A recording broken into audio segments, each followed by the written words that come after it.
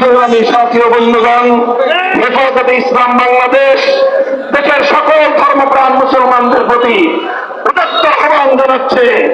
শহীদ সাইফুল ইসলাম আনিফের হত্যাকাণ্ড আমাদেরকে স্পষ্ট বার্তা দিচ্ছে।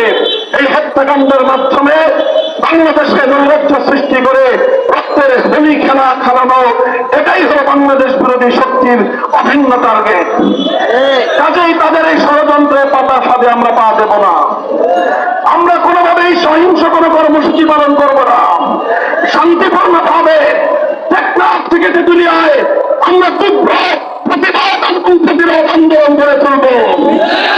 শান্তি হবে আমাদের হাতিয়ার, ধৈর্য হবে আমাদের সৌন্দর্য। শেষ মুহূর্ত পর্যন্ত আমরা ধৈর্য ধারণ করব। আমরা রাষ্ট্রকে বলবো, সরকারকে বলবো, চিন্ময় কৃষ্ণ দাসকে ভালোভাবে রিমান্ডে নিয়ে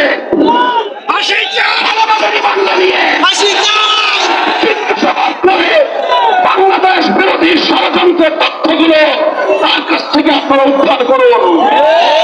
শেখ হাসিনা তাকে কত টাকা দিয়ে তার সন্ত্রাসী বাহিনীকে দেশের বিরুদ্ধে জানিয়ে দিয়েছে সেটা উদ্ঘাটন করুন।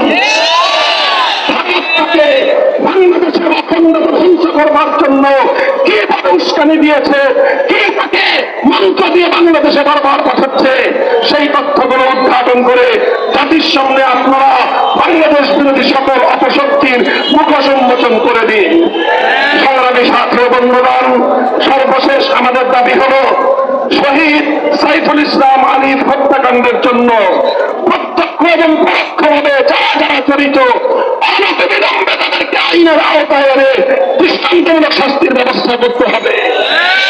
সেই সঙ্গে সন্ত্রাসবাদী জঙ্গিবাদী সশস্ত্র সংগঠন হিসেবে সৌদি আরব, চায়না, মালয়েশিয়া সহ পৃথিবীর বহু রাষ্ট্রের মতো বাংলাদেশেও ইসলাম